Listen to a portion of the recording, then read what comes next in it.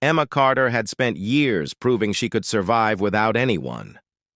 At 29, she worked as an emergency room nurse in Chicago, managed a tiny apartment, and kept her life carefully organized.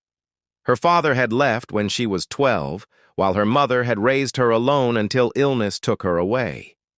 After that loss, Emma decided depending on people was dangerous.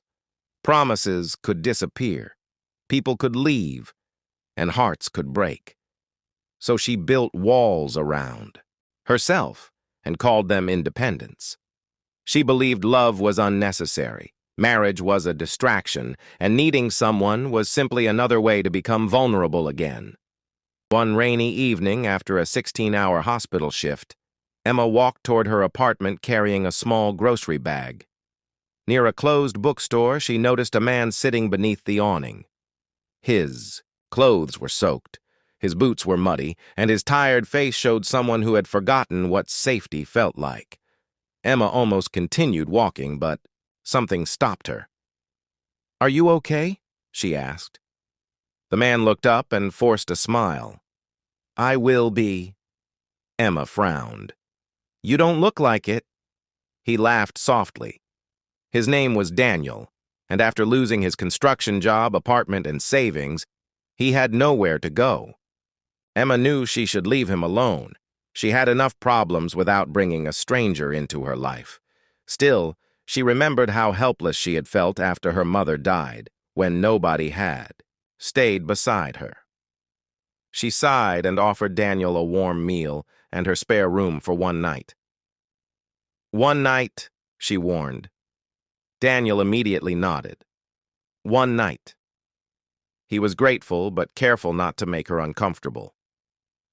The following morning, he repaired her broken kitchen cabinet before leaving for work. Emma returned that evening and discovered the leaking sink had also been fixed. She stared, surprised by his kindness. One night became several days. Daniel found temporary work repairing houses, while searching for something permanent. Emma continued her exhausting hospital shifts, often returning home after midnight. Daniel never asked her for money or favors. Instead, he cooked simple dinners, repaired broken furniture, washed dishes, and made sure she ate whenever exhaustion overwhelmed her. Slowly, without either realizing it, the apartment changed. It no longer felt like Emma's lonely place. It became warm, peaceful, and alive. Sometimes she caught herself smiling when she heard Daniel's keys at the door. She quickly reminded herself that this was temporary, nothing more, and absolutely not love. Then one evening, Emma returned from an especially difficult shift and found Daniel asleep on the couch. A warm dinner sat untouched on the table, covered carefully to keep it from getting cold. Emma stood silently in the doorway, staring at him. Nobody had ever waited for her like that. Nobody had cared whether she came, home hungry or exhausted. She quietly placed her bag down and covered Daniel with a blanket. Before walking toward her bedroom, she looked back once more. For the first time in years, Emma realized her apartment did not feel empty anymore. It felt like someone finally belonged there. 3 days later, Daniel received a phone call from his former employer in Texas. They offered him a permanent construction position with excellent pay, something he desperately needed. He accepted immediately, knowing this could rebuild his future. When Emma heard the news, she smiled and congratulated him, pretending everything was fine. "You deserve this opportunity," she said. Daniel watched her carefully. "Are you sure you're okay?" Emma nodded. "Of course." That night, however, she sat alone beside her bedroom window, listening to the rain. She realized Daniel's departure hurt far more than she had expected, and that frightened her deeply. The next morning, Emma helped Daniel pack his belongings into 2 battered suitcases.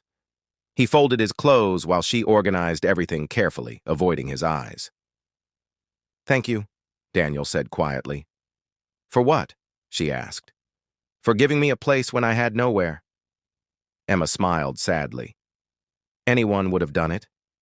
Daniel shook his head. "No, Emma. They wouldn't. Silence filled the room. He wanted to tell her that staying with her had changed everything, but he feared saying too much. Emma wanted him to stay, yet pride prevented her from asking. Neither understood how painful goodbye could become. Before Daniel could leave, Emma's phone rang. The hospital administrator told her that her department was closing, temporarily because of severe financial problems. Her position was gone. Emma stood frozen, unable to speak. After ending the call, she walked outside and sat on the hospital steps. Daniel found her there with tears running down her face. He sat beside her without asking questions. "I lost my job," she whispered. Daniel remained silent for a moment before saying, "You don't have to be strong every second." Emma looked at him. "I don't know how to need someone."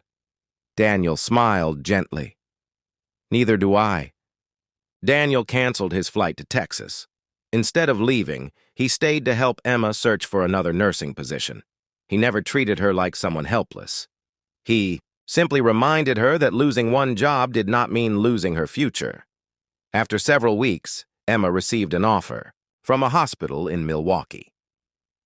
Daniel found construction work there and later began repairing houses independently. They moved together, carefully refusing to label their relationship. Neither proposed marriage, and neither demanded promises. They simply shared meals, responsibilities, difficult days, and laughter. Slowly, they discovered that their connection wasn't based on loneliness anymore. It was built on genuine choice. Months later, Daniel took Emma back to the bookstore where they had first met. The rain was falling softly, just like that. Unforgettable evening. He reached for her hand and said, "I used to think a home was somewhere you lived. Now I understand it's someone who makes you feel safe being yourself." Emma's eyes filled with tears. "I never needed a husband," she whispered. Daniel smiled. "And I never needed a home." She stepped closer and answered, "Maybe we both just needed someone worth choosing." Daniel kissed her forehead. Later they married quietly, building a life together without losing themselves.